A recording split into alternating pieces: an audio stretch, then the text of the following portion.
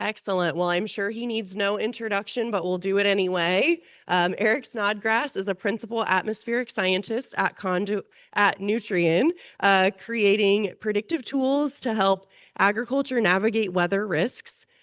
Known for his engaging updates on global weather impacts, he's a highly sought after speaker, hence why we have you back every year.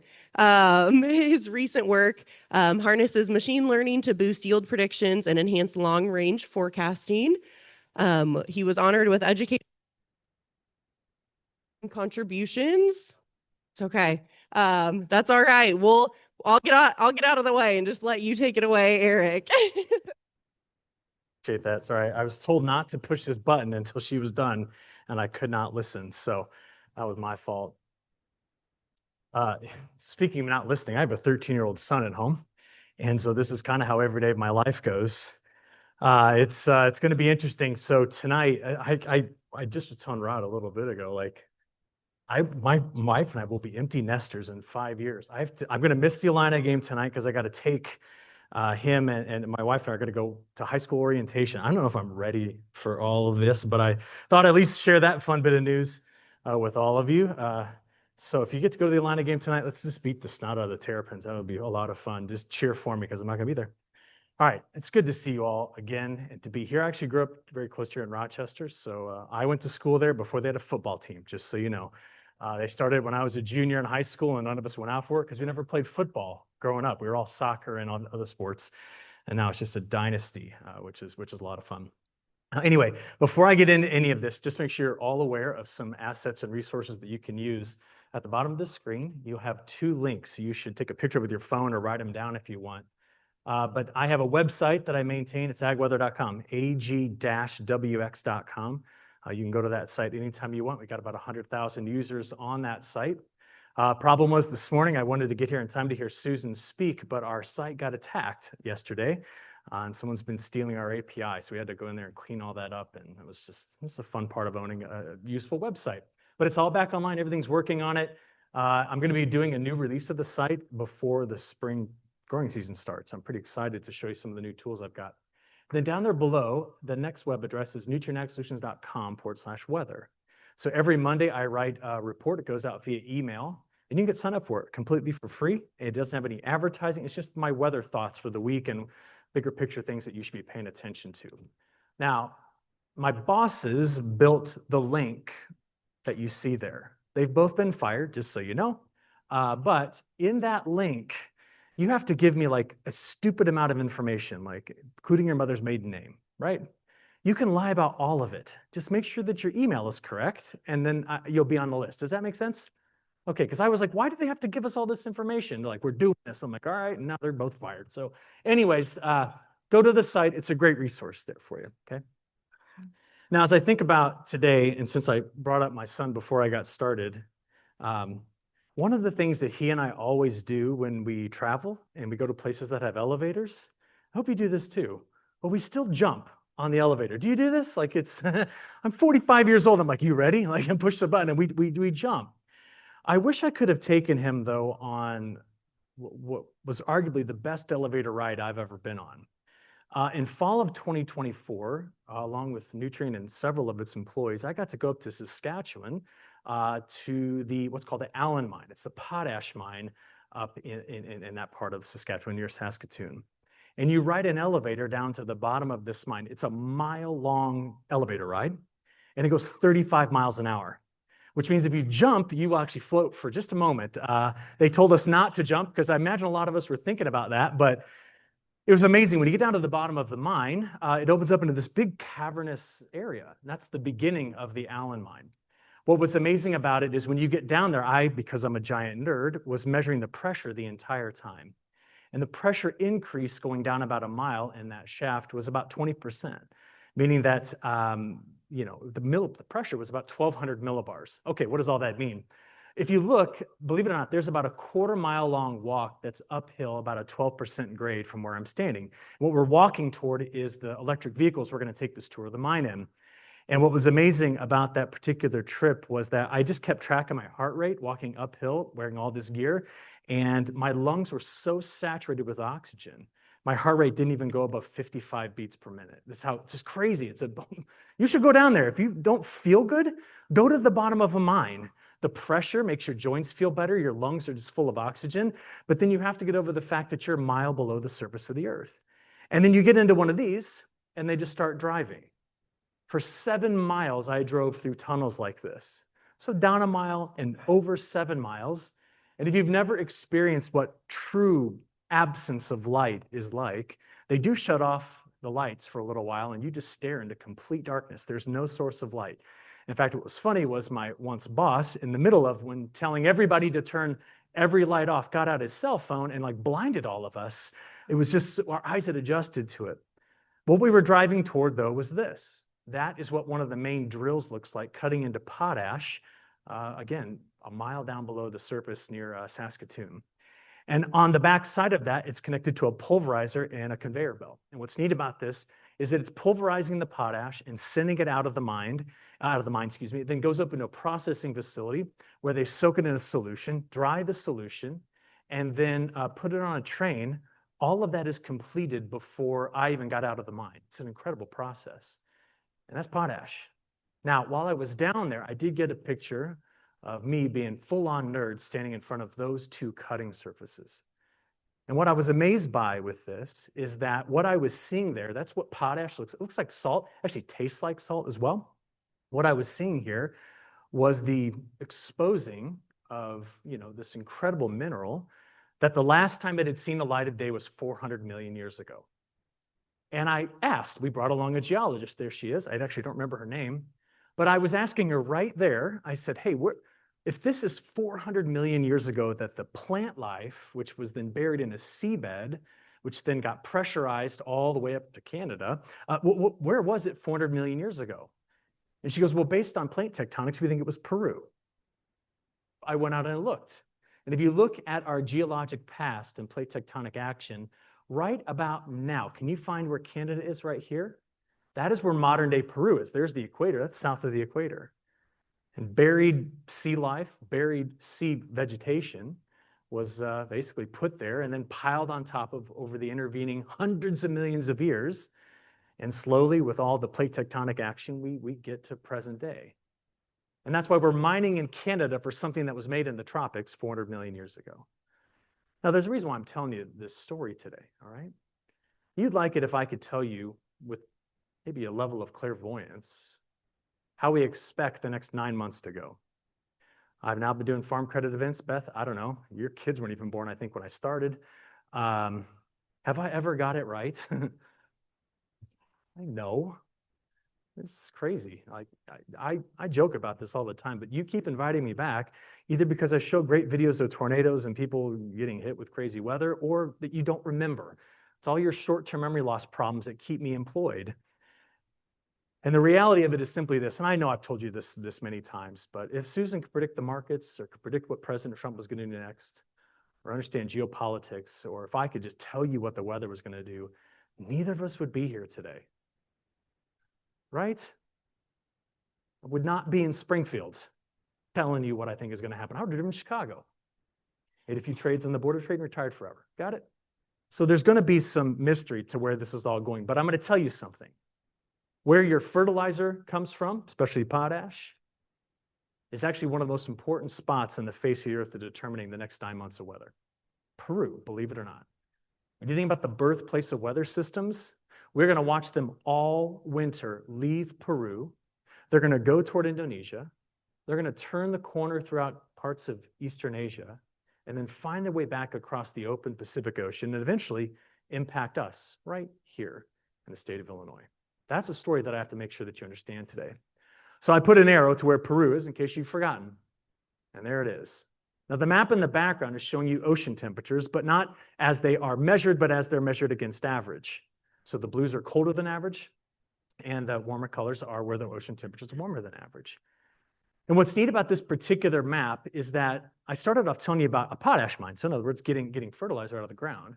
But did you know that for centuries, the best place on earth to source fertilizer was also in Peru?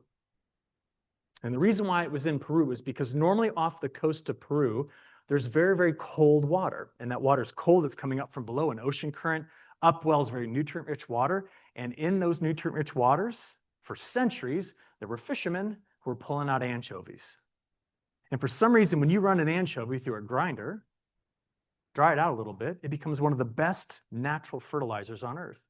So Peru was one of the hot spots for fertilizer development for literally 2 centuries. Because they had a bunch of anchovies down there and we loved to fish for them. It was a thriving part of the global economy. There was another added bit to the fertilizer market because of those fish as well. And that added bit was because there's a bird down there that eats those anchovies. It's got a 7-foot wingspan. It's called a gannet. And turns out that when that bird eats that fish and then craps all over the rocks along the shoreline, you can scoop that up and it is even a better fertilizer than just grinding up the fish itself. It is better than what comes out of the back end of our cattle. So 2 industries, all based on fertilizer export from fish and birds. Now I'm telling you this because those waters had to be cold and full of nutrient-rich substances from the deep, deep down in the ocean in order for this whole industry to thrive. But every once in a while, and literally that is the timing, every once in a while, the waters would warm up. Now that part of the world, if you come over to that part of Peru versus Brazil, Brazil was conquered primarily by the Portuguese. That's why they speak Portuguese to this day. But the rest of South America was mostly colonized by the Spanish. So not only did they speak Spanish, but they also adopted Catholic religion. So what's neat about this whole story is, if I tell you that the birthplace of so many of our weather systems is in Peru, okay, and then it's going to go across the open Pacific Ocean, we better pay attention to the whole fertilizer market for centuries down there, because every once in a while, those waters would warm, the fish would leave, the birds would leave, the Peruvian economy would collapse, and it would typically reach a peak on Christmas. And so all of the changes that would happen in the climate system and in the ocean got a name. And the name that it got was El Nino. And they called it El Nino because it always seemed to reach a peak around the Christian holiday of Christmas. And so they called it Jesus, well, the little boy. And what I'm going to tell you is, for 5 out of the last 6 years, we've not seen what is about to take shape over the next 9 months, which is an emerging and potentially powerful El Nino event. Now listen to me carefully. El Nino, or La Nina, which is the opposite of El Nino when it's cold like it's been there, okay? El Nino is your setup man. It matters in fall, winter, and spring. It does not matter in summer.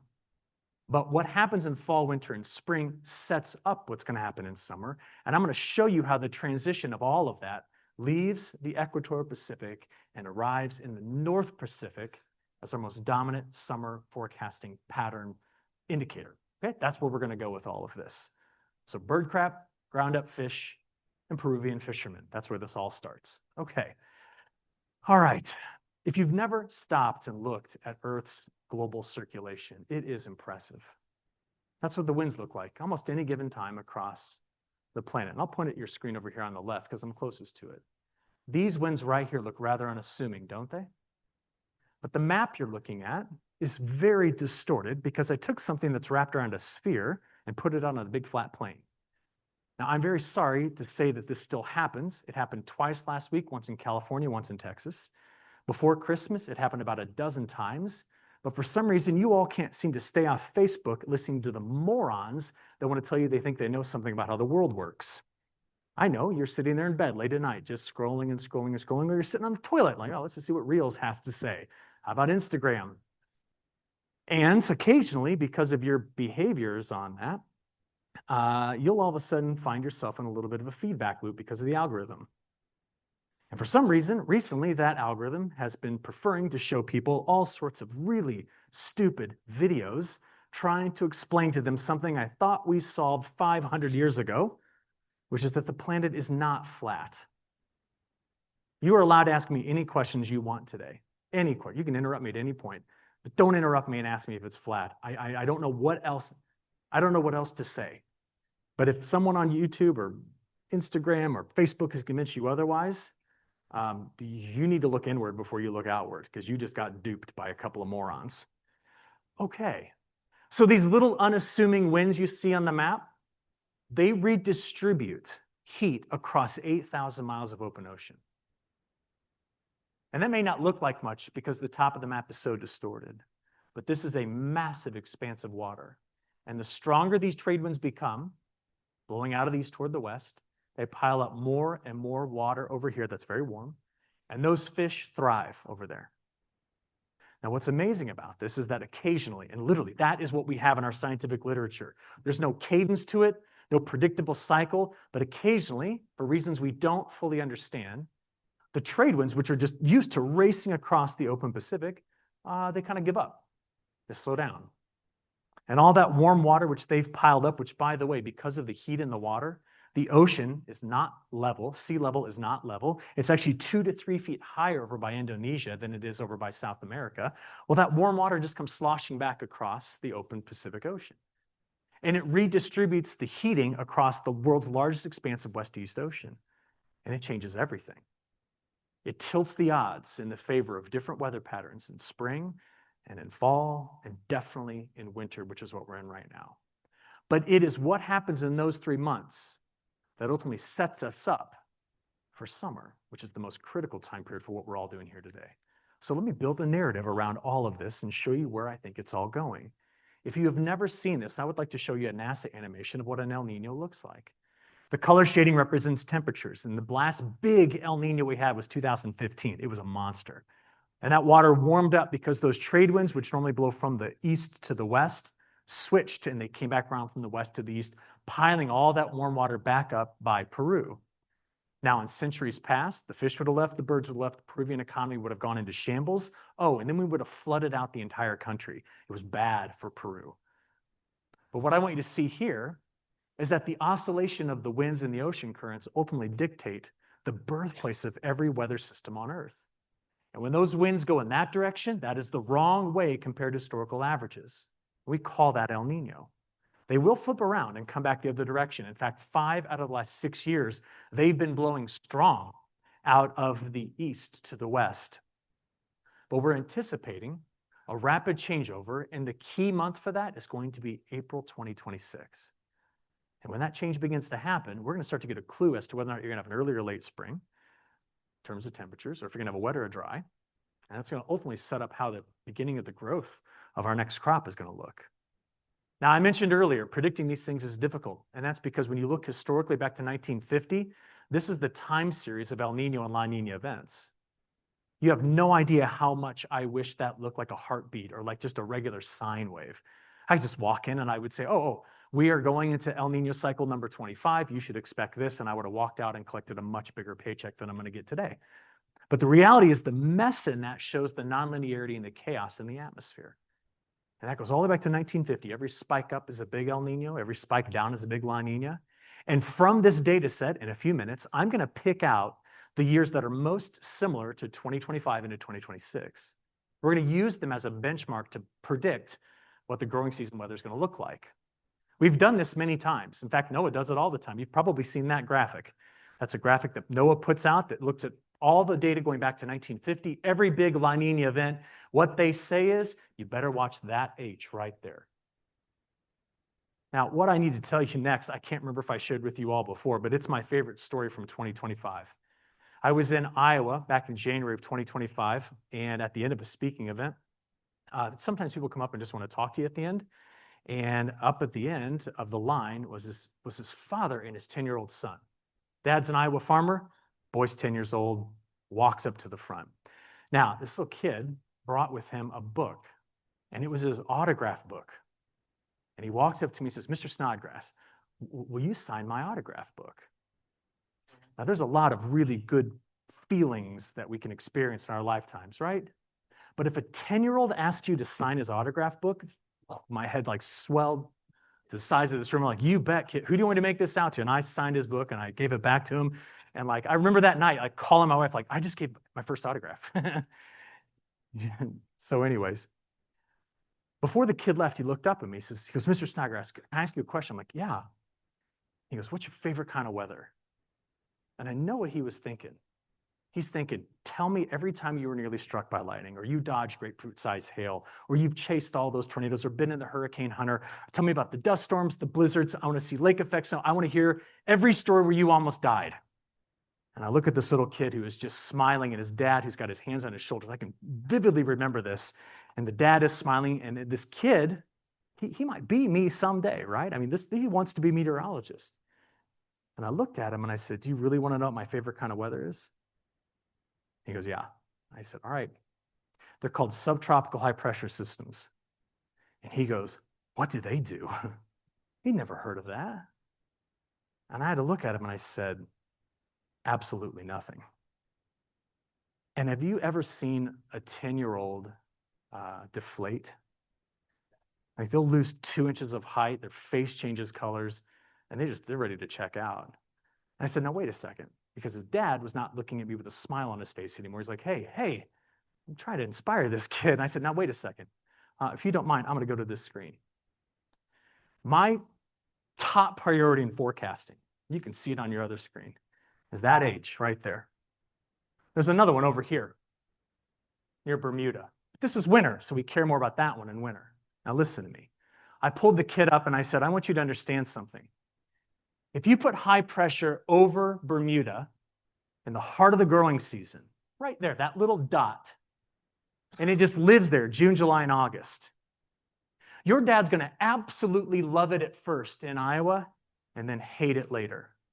He's going to love it the entire summer if he's sold on the spring rally. But if he didn't, everybody in his state, and my state, and all these states surrounding, are going to be busting bins with yield. He says, why? I said, because if you put the Bermuda high over Bermuda, it doesn't leave all summer. The flow comes through the Caribbean, right up into the Gulf. There's no geologic feature impacting the flow of moisture from here to those I states, and it rains, kid. It just rains right when we want it to rain. Oh, and it doesn't get hot either. I said, now listen. If that Bermuda high goes up to Nova Scotia or off to Europe, or maybe goes over to Africa, well, your dad's going to feel a bit weird about the growing season because he's going to get something he's wished for, and that is a problem. You all secretly in this room want a massive problem. Am I right? Something to shock the markets. You'd prefer if it was in Brazil. Notice how I didn't start off with Brazil today because I didn't want to anger all of you right at the very beginning. But if we move the Bermuda high off, there's nothing to pull the moisture out of the Gulf. And guess what happens in the I states? We get no rain in the middle of summer. We get high pressure. We get drought. We get heat. And it's amazing for the crop prices. And it's good for the next 5 years, but it's bad for that given year. And I said, well, what if you take that Bermuda high and you don't move it away, but instead you move it closer? Let's nudge it right over to Atlanta or to Nashville. You will amplify and squeeze the moisture transport out of the Bay of Campeche right up into this part of the Gulf. It'll get helped along by the elevation change in the western side of the country, and it'll focus for 6 to 8 weeks, nonstop rain over your dad's farms. I said, you want to know the last time that happened? He said, sure. It happened in 2019. I said, before that, it was 1993. And I said, do you know what happened in 1993 to the little kid? He goes, no. And I said, well, your dad does, because he lived in the state that we nicknamed the Sixth Great Lake. And I just told the little kid, I said, every form of chaotic weather on Earth bows a knee to high pressure. It's got to go around it. So I wake up every morning trying to see where those things are. And right now, today, there's a high pressure cell that didn't come from the Pacific and it didn't come from the Atlantic, but it came from the Arctic. And it'll be here Saturday. And you're going to hate it. I got a phone call from my boss this morning. Excuse me, my boss's boss, CEO. He says, Eric, we got a problem in Memphis. And I said, I know you do. He goes, what are we going to get, ice or snow? And I said, yes. He goes, I got to go to Mexico. I said, leave today. He goes, we're trying to get out before it gets here. He goes, what am I supposed to do with my wife? And I'm like, I don't know. Don't buy her bread and milk and eggs. That is the stupidest thing to go buy before a blizzard. We buy stuff that's perishable when the power is going to go out. Go get her some granola bars. He goes, no, I got to do something else. I said, then send her to New Orleans or send her somewhere in Florida. Thought I'd have a nice vacation. She can come back when the ice melts. And he's like, what about my mother-in-law? I said, Jeff, that is your problem. I have not. Should I send her to Tupelo? I'm like, no, I don't know what to do, man. It's these high pressure cells. You've got to watch these things carefully. So what about a winter right now do we have to deal with? That high that says blocking high pressure bounces all over the place. For most of this winter, I'm going to show you where it was, okay? This is average. We just explained all that in the previous graphic. I'm going to get to this. See where it says Pacific Ridge underneath those warm, or over the top of those warm colors? High pressures live there almost all winter long. And what it's done is take the jet stream on this big loopy ride coming out of Canada into Illinois, which is why we've experienced more Arctic outbreaks than our neighbors to the west. They've been tucked under high pressure, been very dry, been very warm. In fact, in Case, Kansas, this morning I checked again, they've picked up 80 GDDs since January 1st. You know how much they're supposed to pick up since January 1st? None. It's how warm it's been to the west of us. We've had no trouble getting into this really, really cold air. Because of the air coming from Canada, we've had incredible snows to our north, a big snowstorm that hit on Thanksgiving. Those of you from Springfield remember that one. Then we had another one that happened between Christmas and New Year's. Outside of that, you go to the Mid-South, go to the Southeast, go into the Southern Plains, nothing. Bone dry winter so far. So there's a bit of a love-hate relationship with what I'm about to share with you in that area. They're going to get absolutely clobbered by a historic winter storm. It's going to give them up to 3 inches of liquid, but it's going to come in the form of several inches of ice and several more inches of snow. They got to wait for it to melt. It's going to wreak more havoc in the near term than benefit in the long term. We have had some snow to the north. And by the way, the boy I keep talking about, my son, he's the one in front. That's my nephew without the shirt right in the beginning. We decided to take a trip up to northern Wisconsin for Christmas to New Year's. Took my whole family up there. And these boys, when it was minus 11 degrees outside after 15 inches of snow, said they wanted to run to the pool. So I said, all right, I will video, you can run. And that's what we did. If you'd like to know what I look like at 13, the boy in front is every bit of my DNA. That's exactly what I look like. And I cannot deny him. He would, I love the kid, but my goodness. We then decided to do snow angels and then jump into the hot tub and then do snow angels for 4 hours. That's what we did. It was an interesting trip. But the Northern Plains have had snow on them right now. There's a lot, the Northern Plains do, but there's really the upper Midwest has got plenty of snow. It's been the best snowmobile season they've had in a while. And it's about to get better. Now, if you've never been to the Northwest or the North Woods of the United States or the Northern Plains of the United States, you need to know something about those people up there. They redefine what tough is. Shorts and t-shirt weather goes down to about 15 degrees Fahrenheit. So when you see this morning's all hazards weather map and that deep, I think it's a blue up there across the Northern Plains, that is them going into an extreme cold watch. What's it coming in on? High pressure from the Arctic. And they just issued last night, that area from New Mexico all the way to the Mid-South, that's all brand new winter storm watches, which will all get upgraded to ice storm warnings and winter storm warnings in the very near term. Because this is what's about to happen. Blues are snow, greens are rain, and the pink is ice. So going through the next few days into Friday, here it is, Saturday and Sunday, half of the US population is expected to be under some form of ice. It's a monster storm. Did you notice there was no low pressure center in that at all? Nope. We're just squeezing the atmosphere between two big domes of high pressure, and it's going to be rough. Total snowfall is going to look something like this. Last night I was on a phone call with some friends down in Atlanta. Her name's Linda. Linda's calling me. It's 11 o'clock. She's like, Eric, what's going on? I said, well, Linda, you need to get prepared. She goes, I know. She's from Rockford, Illinois. And she said, do you understand we have no equipment to handle snow down here? I said, yep, it's going to be fun. We're going to make fun of you for a long time after this because they're going to get ice in Atlanta. But look at that snowfall forecast. Susan, things are going to slow down in D.C. for maybe a day and a half because they're going to get absolutely clobbered with snow. Thank God. Maybe well, no, he's in Davos right now, so never mind. It's going to keep going like crazy. But anyways, you see this? What are we going to get here? Well, there's a chance we get some decent snow here, but it's going to be nothing like we saw earlier in January in Russia. Did you all see this? Over 1 week in this part of Russia near Siberia, they picked up 2 meters of snow. That's 6 feet of snow. And then it got windy. How fast? 60 to 80 mile an hour winds. And it blew some of the drifts from this snowfall event up the sides of some large apartment complexes 50 feet.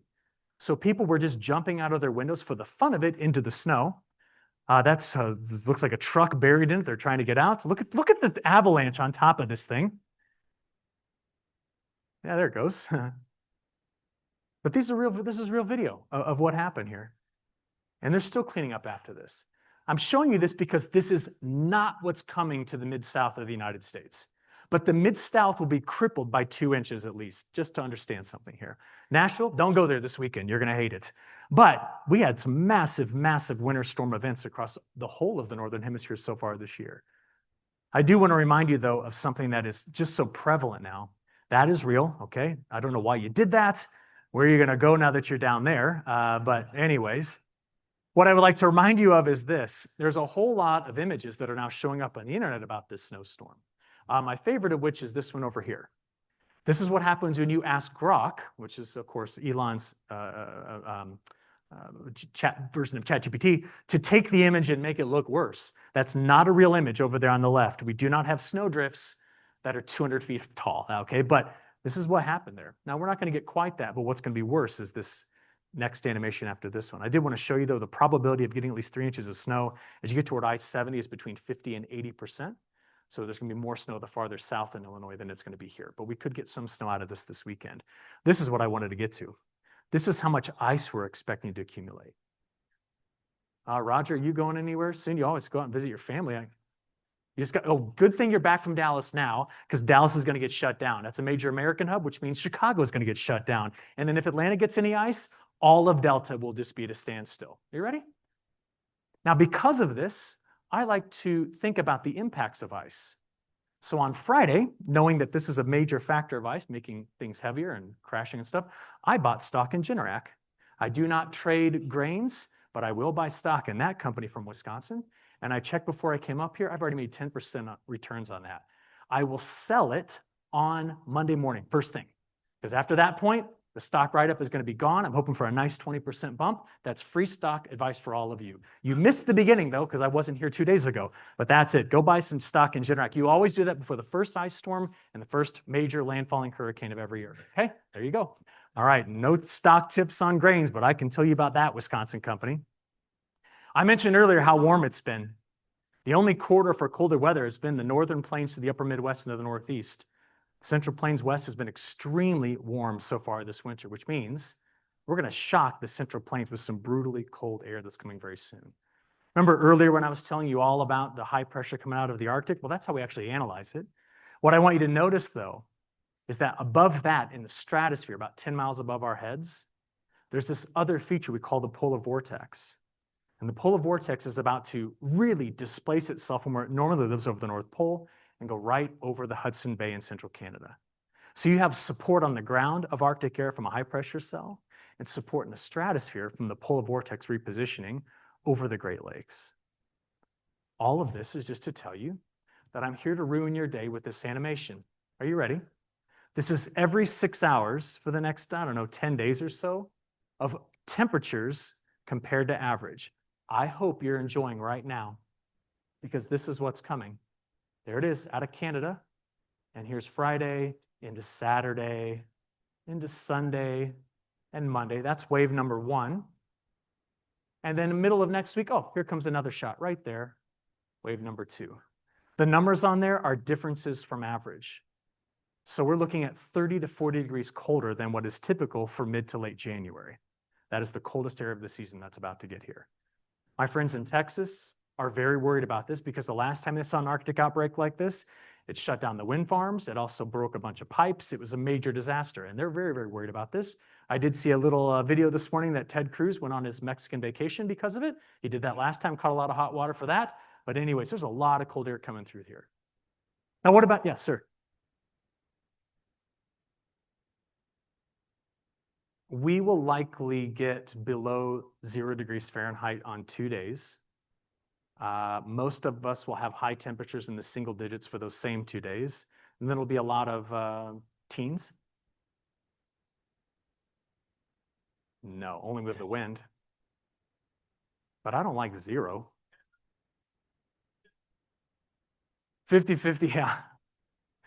Your diesel truck, you should just leave it plugged in. It'll gel up, no problem. In fact, the other morning, remember how cold it was a couple mornings ago? I putz around to all these meetings in a 15-year-old Audi, little 6-speed Audi A5. Love this thing. I got into the other morning and I pushed the clutch in and I put my foot off and it goes, I'm like, oh, please God, come back up. I had to get the thing warmed up before I could even get brake fluid going through the system. So I don't know what we're going to do. I'll drive my daughter's Civic around. There's little Civics run forever. Man, they're amazing. Okay, off topic. Chilly, coldest area of the season, but we've been colder. Springfield's hit -25 before. It's January, that's right. See, I like you. Thank you. Because right now I'm battling like all morning, just nonstop misunderstanding about this. There's just people that are, now I'll be honest with you, ice for me is the most terrifying form of weather. Because what an ice storm will do is it'll lock us in place. Sometimes we can't communicate. Well, we can now with cell phones, but in the past it shut down all the phone lines, shuts off the power, it keeps you home. If you're not prepared for power being out, you're in serious trouble. Ice is the worst. So I'm talking, yeah, if you're Dallas, Roger, all the way to Raleigh, I don't like that. But cold and snow here, my goodness, we can handle that. We're fine. But people are just exploding over the worry about this. And was that in 1978?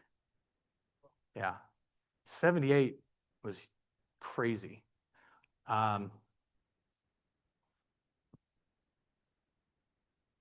Yeah, but March 79 wasn't. And I know that because I'm here today. Neither was October of 1983 because I have a little sister. So anyways, sorry about that. Where am I going with this? Okay, spring. Let's now take this and do something with it.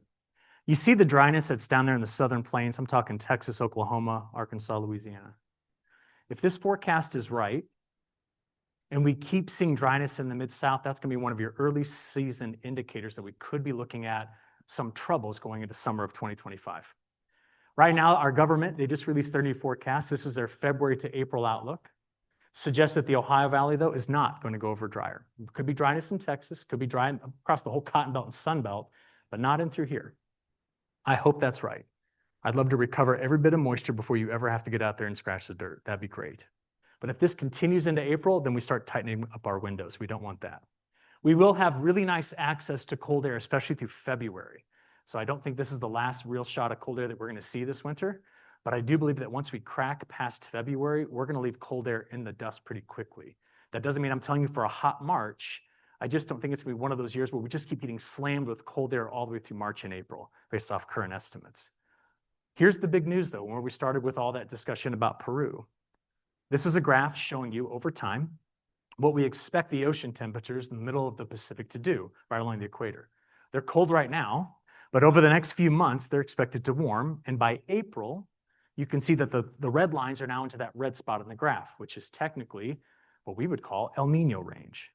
And by summer, we're expecting not just a normal El Nino to emerge, but there are some indications that if we get those ocean temperatures a full degree or a degree and a half above average, we're talking about a strong El Nino. Now, El Nino in summer, don't rely on it as a predictor, but the transition to it is useful. Make sense? Okay, I want to show you why that makes sense. Okay, watch the blue right in through here. That is your current La Nina in January. As I click play, watch February, March, April, May, June, July. Fish are going to leave Peru. Birds are going to leave Peru. Thank goodness Peru has other things to rely on for its economic success, because in the past that would have been a disaster. By the time we get out here to June and July, I'm going to point over here again at this screen. We are done worrying about this. It's the after effect of this here. So it just translates across the open Pacific into Indonesia, makes the turn, hits the Himalayas, goes across China, Japan, and ends up right there. That is completing a major part of our global circulation. And I'm telling you, you got to watch once we get into April, May, and June, the Gulf of Alaska. I've told this group that many times. I'm encouraged by what the government is currently saying, though, between now and then. They have got better forecasted rainfall coming into the Missouri, Ohio, and Mississippi Valley here, suggesting that our drought situation improves. We will not break fully away from our drought until you get into April and May. You say, why? Because the drought calculation is not just precipitation from above, but what's been locked in the soil, which is very, very dry conditions from last fall. You can't break that until the soil's done freezing. Understand that? And that's why we expect once we get into spring for this to be relieved. But all spring long, I'm going to have to watch one area in particular. And it's kind of highlighted a little bit here because February, just to come back again to show you this, I want you to know that the top analogs predicting February are 18, 14, and 09. Now you're going to ask, well, do we get to keep 18, 14, and 09 all the way to July and August? That wouldn't be that bad, right? Do you remember 09? I do. It's when my daughter was born. I wore a jacket to the hospital, Carl Hospital over in Champaign, because it was 70 degrees outside on July the 16th. I also remember 2014. I tried to sell my company first to ADM, and I remember walking out of ADM's headquarters after showing them the model I had built, shivering because it was so cold in the middle of July. And 2018 wasn't cold, but we busted bins on perfect rains in Illinois. Now, if those years continue to be in the analog package, we have to talk about it. Right now, I'm just using them for winter. What I will want to know is by spring, am I watching satellite imagery like this again? Because last spring, all of the major concern was for major drought to come out of the south and get into the Midwest. We watched dust storm after dust storm leave New Mexico and Texas and Oklahoma and Kansas and just race their way up to the Midwest. When they left Kansas, it looked something like that. It looks exactly like what I used to read about when we studied the Dust Bowl of the 1930s. We saw some of these dust storms getting wrapped up into huge tornadoes. Look at that. That's a tornado sucking in a dust storm. Absolutely incredible weather to our south. And the worry was every time we saw one of these big low-pressure systems come over us, they kept ingesting dust on their backside. Can you see the dust getting pulled through Illinois? We've now had 3 back-to-back-to-back very, very dusty springs. It's been major news stories around here because of what it does to our visibility when we're out there scratching the dirt to get a season going. But that dust, by the way, started life in New Mexico that came to Illinois on that day. You see, we always worry pre-season about extremes in precipitation. And last winter, what was the big worry? I put it up there. It's right on the main title of that slide. For 15 straight years, there's a guy in Iowa who's been telling the entire Corn Belt that 2025 is going to be the disastrous year for mega drought. He called it. That's what he said was going to happen. Now, he's been retired. He doesn't care that he was wrong. But that was the plan. Mega drought. We said, well, there's some evidence for this. I was in front of all of you last year saying, look, the evidence is 2024 had incredibly dry soil throughout the entirety of the Mississippi Basin. Guess what happens? 6 in 10 times after really, really dry fall, if not corrected in winter, 6 in 10 times you have a dry growing season. That's all this data shows. Now, here's the funny thing about meteorologists, and I've been sharing this example for a while, but it's a good one. There's all these jokes about us, right? Oh, you get to keep your job, you're half wrong all the time, and yet they still keep, yeah, I understand that. But technically, I've never been wrong because I learned one thing. The one thing is you never talk about the future in absolutes. You always talk about it in terms of probabilities. Let me give you a case in point. If I told you that today, here in Springfield, there's a 99% chance of precipitation, oh, if it does snow or does rain, I nailed it, didn't I? Got it right. But do you understand, listen to me carefully, do you understand that if it doesn't precipitate at all today in Springfield, I still got it right? Because I told you there's a 1% chance it doesn't. Now, the reality is I don't apply those standards to my forecasting. I know that I'm wrong every day. It is probably the reason why I have an incredibly healthy relationship with my wife. I never assume that I'm right on anything. I just bow to, her ideas because 99% of the time she was right. And I don't ever celebrate the victories when I was 1% right, okay? But the reality is being a meteorologist is a lesson in failure. You wake up every day realizing what you got wrong the day before. In fact, had I given you a forecast for parts of Tennessee yesterday, every indicator out there yesterday was that parts of Tennessee were going to pick up a foot of snow. Now that's all in Kentucky. I'm like, oh no, Tennessee, sorry, you're going to get ice. That shift 100 miles makes the difference, a world of difference. So last year, we're like, hey, there's a 60% chance of drought in the central western Corn Belt. Oh, there was also a La Nina that wasn't going to fade in summer, and historically La Ninas that don't fade give us drought from Texas to Wisconsin.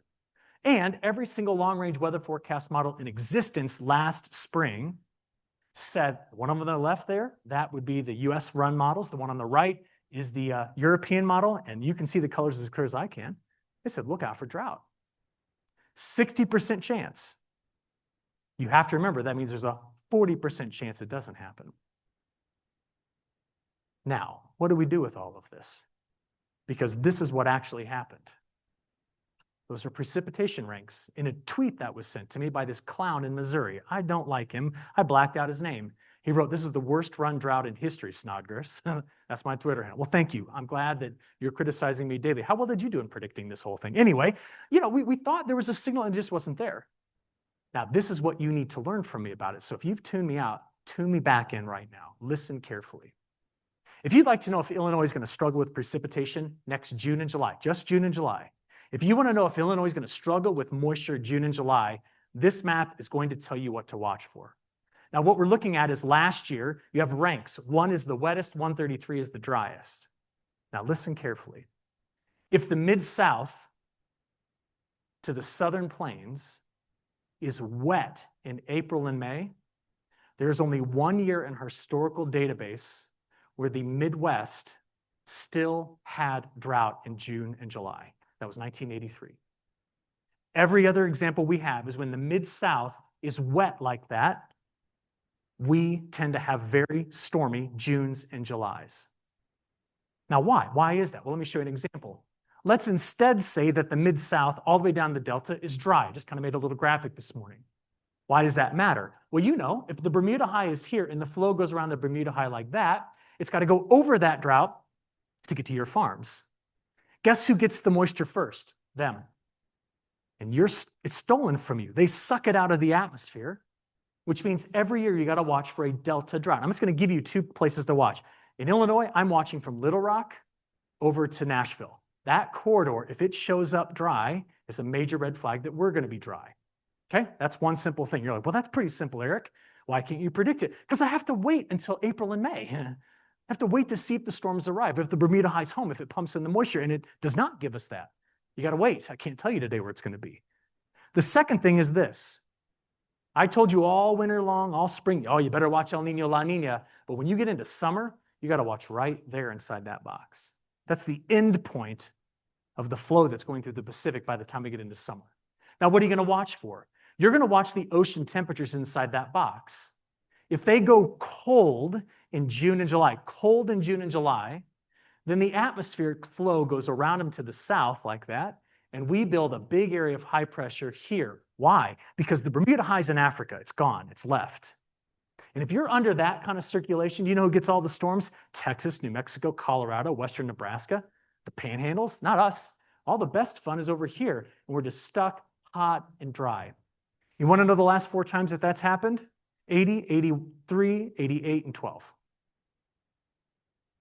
On the flip side, watch this. This is how things looked in August of this year. See the warmth that's up in that box? When it is warm there, the jet stream goes around it like this and dives there. And under it, the Bermuda High lives and points all of its moisture straight into the Midwest. And you see the arrows doing that? That is called wind shear. That is a mixing in the atmosphere, and that makes the atmosphere explode with thunderstorms. So it storms like mad right through there. That has been 44 of the last, that's been 41 of the last 45 years. Watch the ocean temperatures. Like, well, that's not hard, Eric. Let's watch the ocean. Yeah, when do you watch them? You have to start watching them in June. If in June they're getting hotter and hotter and hotter, oh, drought discussion is off the table. It's going to storm. Lots of storms. If they're getting colder and colder, I will be ringing a bell that says you're not going to get the moisture you need. Get ready. We're going to be dry. We're going to be dry in June and July. Those ocean temperatures are the key driver. Okay, that's the 2 simple things. This is what it ultimately affects. Remember the little kid I told you about earlier? Well, he likes this slide because every major yield crisis due to drought in the Midwest has been because the Bermuda Highs where I put all these H's. There's somewhere in the North Atlantic. And the Pacific High's lost. And therefore the flow we want is up there in the North Atlantic, heading toward Greenland, which apparently we're going to take over. I'm not sure. 51st state, okay? They might care about the Bermuda High when it translates north, but not us. Versus this. This is every year that we had incredible rains and huge yields. See where the Bermuda High is? See where the Pacific High is? That's the yellow or green color there. The flow goes around, opens the Gulf, comes over the top, and it squeezes right in the middle, and the atmosphere just explodes with thunderstorms. That's the secret sauce. Yet predicting this Explaining it's easy, but predicting it is nearly impossible weeks in advance, months in advance. I wish we had a clue, but that's what you need to be watching for. All right, so last year, Bermuda High was home. We opened up the Gulf all summer long until August 1st. On August 1st, the Bermuda High decided to leave.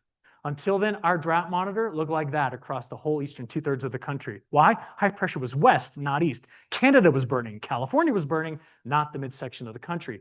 On August 1st, the Bermuda High drifted. It just left and went over toward Africa, and we built in that late fall drought. 3 out of our last 4 falls have had epic droughts because the Bermuda High drifted off. When it drifts off, it takes all the hurricanes with it. Do you remember all the predictions for 2025's hurricane season?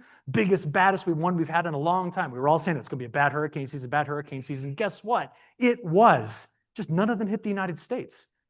Why? Because on August 1st, all the way till November, the Bermuda High was there. The flow went around it like this and kept every one of those monstrous hurricanes away from U.S. shores. We didn't have a single hurricane in the Gulf of Mexico. That's the power of these high pressure cells.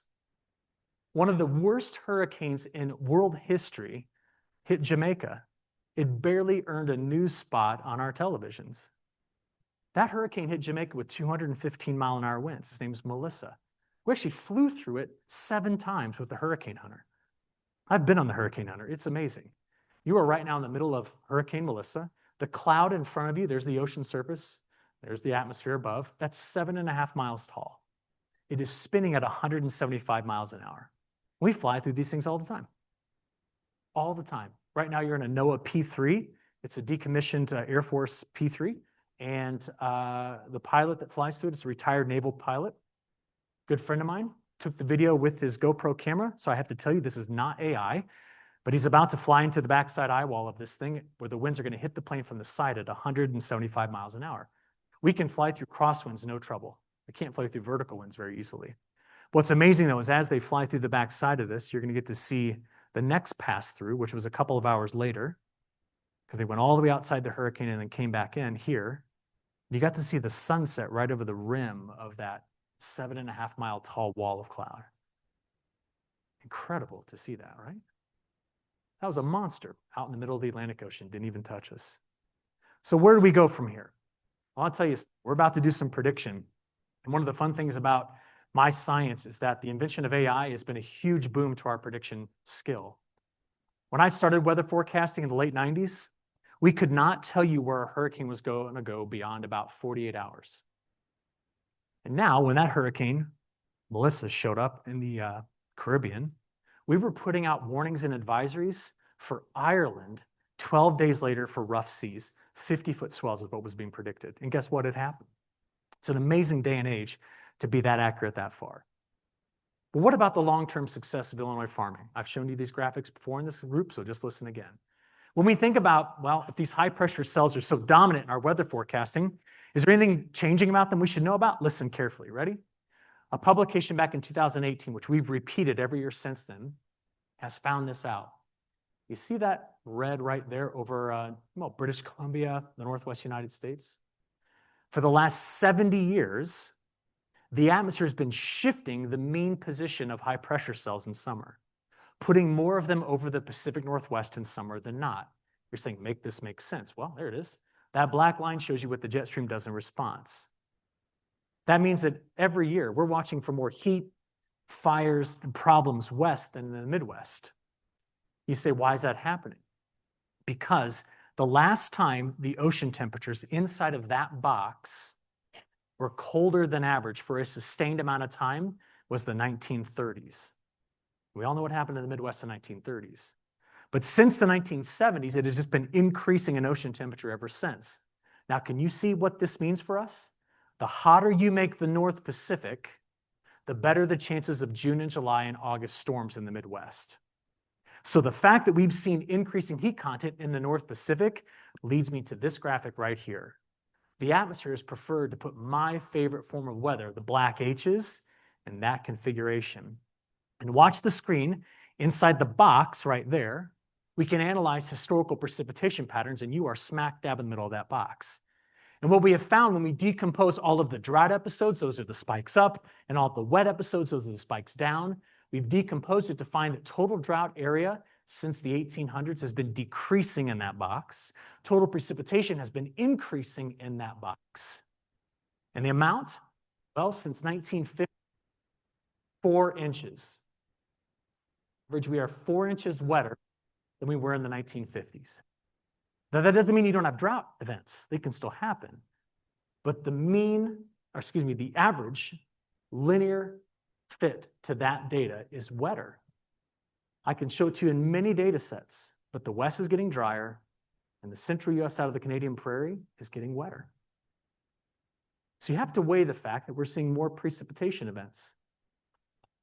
And I've been showing this video for 15 years. I bet Rod's seen it 10 times.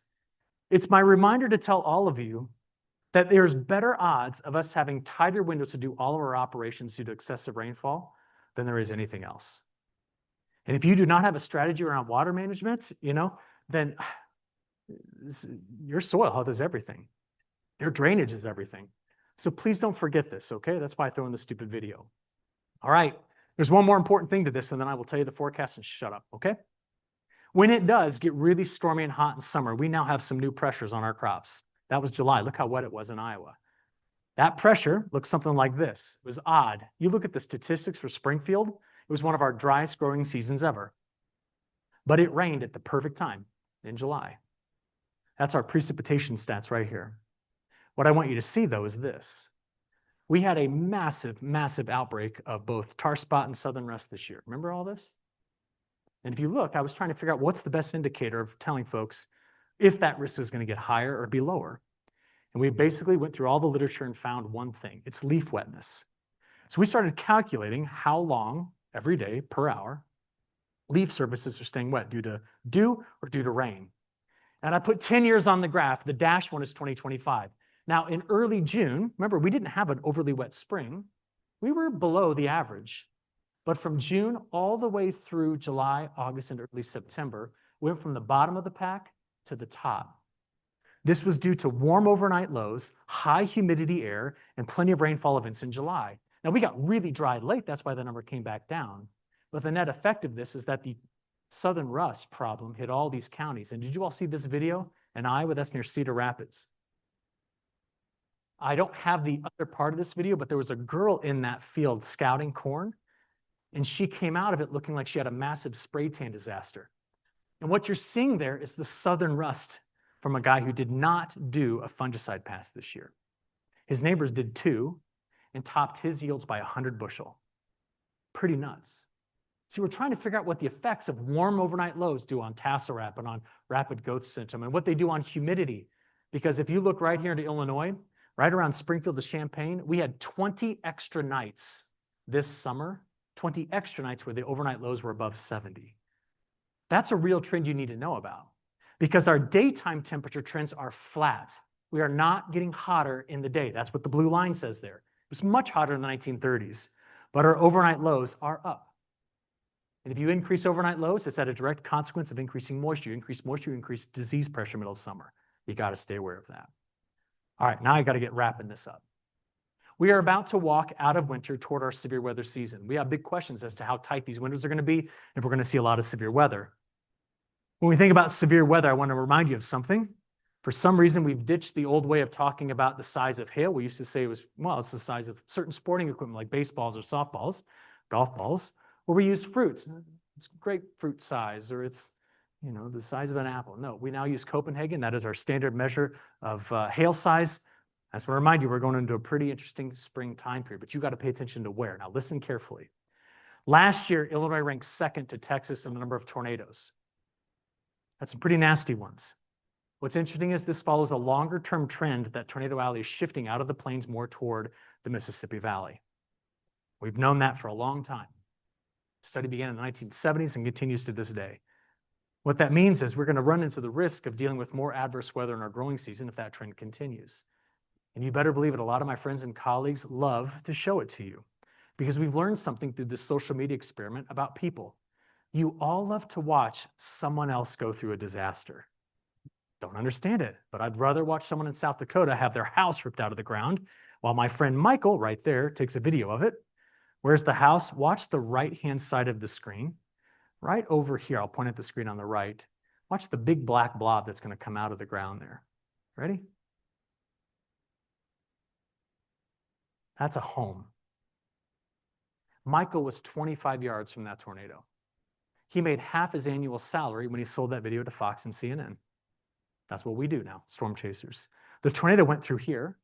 That's the house that was destroyed. And Michael, I'll point again at the screen on the right, was right there. He apparently has no fight or flight response anymore. Just stays there and watches these things. Most terrifying night I saw of 2025 was in North Dakota, a pair of supercells out of a squall line. The southernmost supercell, you can see the little hook echo on it, produced an EF5 tornado that threw a train 400 yards. Following it, the squall line hit the same area with 130-mile-an-hour gusts. And a Ring doorbell caught it all. And this is the most recent EF5 tornado on record. Before that, it was 2013 in Oklahoma. That's terrifying. I'm just telling you, we need to get prepared for severe weather.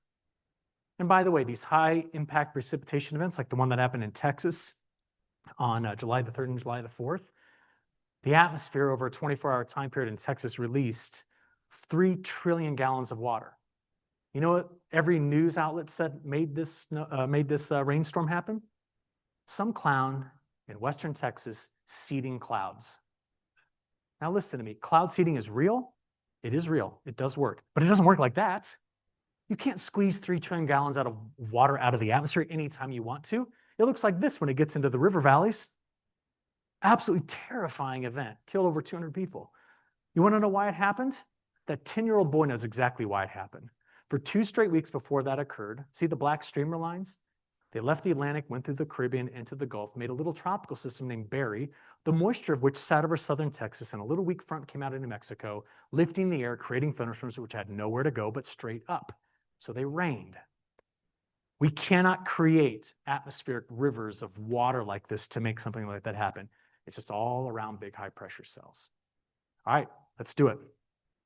This is key. So at the end of this long day, before you start lunch, look at the maps on the right versus the ones on the left. You got to watch the delta. Normally when there's a La Nina, like last spring, the delta, look at it on the left, or on the right, excuse me, on the right, tends to have a lot of storms, but not when we transition to El Nino. El Nino tends to suppress delta to southern plains storms. That is top priority for me. I want to know, going into March, April, and May, does Reed Timmer spend all of his summer, he's a famous storm chaser, or Max Velocity, or Ryan Hall, y'all, are they going to be in Atlanta, or are they going to be in Topeka? That's the key indicator. If those dudes are chasing the southeast, I will be ringing the bell that there's a problem. There's a problem. The Delta's not getting storms. The Southwest is not getting storms. We're going to have issues with drought. If they are chasing the Delta to Topeka, I'm going to be like, no, get ready. It's going to rain. It's going to rain all summer. We're going to have to watch that. Right now, our most sophisticated models, here they are again. This is the model run in the United States. It is putting very dry conditions anchored over into the Western Corn Belt. Excuse me, this is the Western Plains. That is March, April, May. That's April, May, June. If this was here, we'd have an entirely different conversation. But most models look like the European. They've got this little spot over here in Kansas and Oklahoma, Texas, and Colorado that's expected to be dry. Same thing with pockets of the southeast. But in the middle, all sorts of storms. And if those storms happen up the Delta, there will not be fear of not having enough rain for the 2026 growing season. It's going to start us off in really good shape. But what's interesting is if you use every year that we have and look at spring, what we tend to find is where's the drought whenever you come out of a La Nina into El Nino? That's all these years. Guess where it tends to be? Here, not there. And I want this to happen. Do you know why? Because if March, April, May has dryness on our doorstep to the west, you aren't fighting tight windows to plant a crop. And if it's raining to our south, you're not going to be fighting the risk of having dry summer. You know who is? Oh, it's the one state that we don't like. Every time they come to Champaign, we make signs that say, our corn is better than yours. It's Nebraska. Let's get them. Come on, do this atmosphere. Is anybody from Nebraska? Oh, shoot. Anyway, this is what could happen here. All right, what about summer? You know what happens in summer? Drought risk that sets up in the plains sags. Where? To Texas. That's what the blue is. That's drier than average conditions. This is hotter than average. We tend to not struggle with extreme heat. We tend to get ridge riding storm after ridge riding storm. That is why the transition to El Nino is critical for us. It tilts the odds in the favor of a better growing season. I didn't say it gives you a better growing, it just tilts the odds in that direction. Now, as you can imagine, this narrative is going to change over time. It always does. But there is one spot that I could rubber stamp is going to have problems, and it's going to be Indonesia. Watch that as a part of the big ag complex as to having something go wrong. They import a lot, they export a lot. Watch Indonesia because they tend to be extremely dry in this situation. Okay, you want to know where to go to monitor all that? Just go to the dumb website anytime you want. You can go on your phone right now. That is where I'm going to put all my latest updates every single day. Please take advantage of it, all right? I did not talk about South America. I do not want to depress you. Are we cool? Does that make sense what's going on down there? There's a sliver of hope that there's going to be drought in southern Brazil, but that's after the safrinha corn goes in. So on that terrible bit of news, I'm sure that we're way past time. I'm going to turn it back over and just say thank you for letting me talk with you about this. Good luck. Keep tuned. Stay tuned, all right? Thank you.